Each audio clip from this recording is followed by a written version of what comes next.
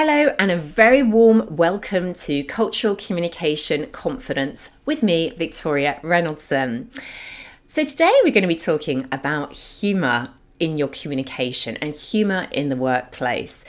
And the reason I'm particularly talking about this at the beginning of January is that for some people, January is a bit of a tough month. So after the festive season and the joy of family and friends get-togethers, it's actually sometimes known as a bit of a dark month. In fact, there is even a day called Blue Monday, which is coming up later this month, which is apparently the toughest and most difficult day of the year. Well, I sincerely hope that January is not a difficult month for you, but I thought I would take the anecdote to that and talk about humour and sort of talk about how humour can help us both in the way that we communicate and in the workplace. So why is that? For some people, they don't see how humour belongs at work. Well, I think humour is really important.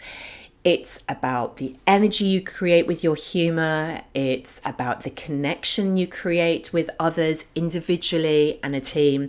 And it can really shift the energy and lighten the mood, particularly in difficult meetings. But it's not just me who thinks this. In fact, I found a really great statistic, some research that said that leaders with a good sense of humour are seen as 27% more motivating by their teams. And their teams tend to be more bonded and more creative as a result, which I think is an amazing statistic, 27%. But what about in global teams? Well, that's a really great question. Can humour travel borders? I think we have to be a little bit aware here and take a culturally intelligent approach to humour.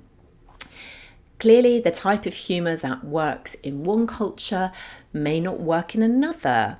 The cultural context might be missing, or it might be the humour might rely on a play on words or some kind of double meaning that's going on. So we do have to be a bit aware that in multilingual and multicultural teams, when we're working globally, we have to really ensure that the type of humour is about it being inclusive rather than just a joke that a few insiders would understand. And I often talk to individuals and teams about this, about that awareness piece, that making sure that everybody really would understand the type of humour that's going on. As a result, we need to be careful of things like negative types of humour, like sarcasm, which might be difficult for individuals to read, or banter that might rely on conversations that have been had previously and are building, the humour's relying on the building of that conversation. So just be aware that not every type of humour works. However, I do think humour is important and it can work if we're culturally intelligent about it. And I want to share with you now briefly just some of my key tips and also the tips from the experts to bring more humour into the workplace and into your meetings and your communication. So the first tip is really that we want to start by thinking about it that we're trying to raise a smile. We're trying to get a smile and respond with a smile. So we don't have to be great comedians, which is probably a little bit too challenging to ask of us. But we're just trying to find a way to make that connection. And the best way for us to do that is to be ourselves and to be human and not trying to be somebody else that we're not. So it really is about just sticking to who you are and knowing that you have something funny to say inside. It's about lightening the mood. And so even in the most serious and challenging situations, there's often humour.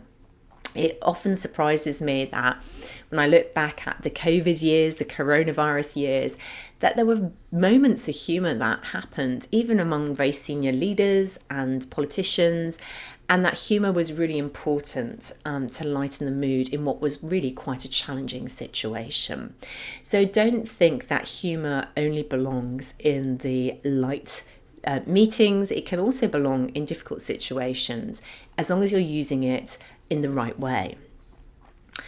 In terms of source of inspiration for your humour and what you can, make funny, actually, sometimes it's about the simple things, according to Jennifer Acker and Naomi Bagdonas, who did a TED Talk all about this topic, humour in business. What they said is sometimes it's just about the simple things that you notice and observe. It's the things that you think are true about life and making these observations. And that's really all it's all about. And it's also about, when you observe these things, how you do that. So you could play with understatement and making things less than they seem to be. You could play with overstatement, making them bigger or more exaggerated than they are in reality. You could also play with irony. So irony is the more positive side of sarcasm. But I've noted, talked about sarcasm. So just be careful about humour running into negativity. And also that making sure that irony is obvious and clear to others. And the sort of final point I want to talk about with humour is really about making fun of yourself and your own group, your own tribe. So that could be, for example, your own family. Now, this is something that is a type of humour which is quite common, for example, here in the UK. And I think it's quite interesting that even people who are in very senior leadership positions sometimes do this. They make fun of themselves. And I think there's a really great example where even the late Queen, Queen Elizabeth II, sometimes played with this and made fun of herself, even as a leader of a country.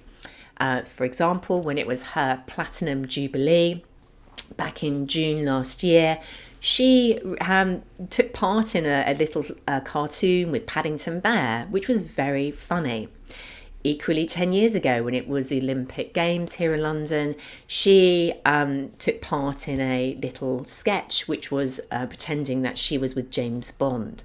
So somebody, even in that senior leadership position, who's often seen as quite serious, prepared to make fun of herself.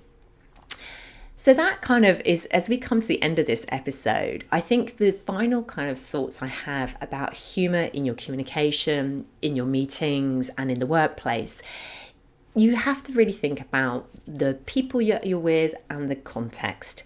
So humour doesn't necessarily work in every situation, so you need to judge that carefully, and it usually works best with people that we have some connection with already, that we know already, and we know a little bit about what might make them smile. The other sort of caution I would say is I think humour really belongs in spoken communication. So, for example, when we're in a meeting and you can see me, you can see my non-verbal communication, my body language, my facial expressions, as well as hearing what I'm saying. I think humour in writing is really challenging, and I will speak in other episodes as well about the challenge of tone of voice in writing. So the problem is that we don't necessarily hear the words that are written, and it may be difficult to judge the humour in writing. So I would avoid that if I were you. Even with emojis, emojis are interpreted in different ways culturally, so we need to be cautious of these as well. So stick to the humour in your meetings where people can see you as well as hear you, and why not kind of give this a go? So as we come to the end of this episode, let me ask you, who do you know who likes to raise a smile in the workplace, in a meeting? What is it that they do and how do they make you smile? Maybe observe that and learn from that. And are you now more interested and more tempted to try humour in the workplace now? Why not give it a go and let me know how it goes for you? So feel free to reach out to me and share your own experiences. I'm on LinkedIn, is the best way to connect with me. And my personal profile is Victoria Reynoldson. And I'm also, humour is one part of many tools we have within our communication. So if you are interested and feel that your communication development would really make a difference to how you are connecting with others in your team and how you're developing your performance, why not come and talk to me about my coaching and training programs? I'd be really happy to share those details with you. That's it for today. So who else could benefit from learning about humour in the workplace? I would love it if you've enjoyed this episode and found it interesting, intriguing, it's made you curious. Why not share it with a colleague or a friend, somebody who you think would really benefit from learning more about humour in their own communication? And feel free to forward it on. I'd love to be able to share it with as many people as possible. And clearly, if you have any questions, reach out to me as well. Thank you so much for joining me today for Cultural Communication Confidence, and I look forward to seeing you next time.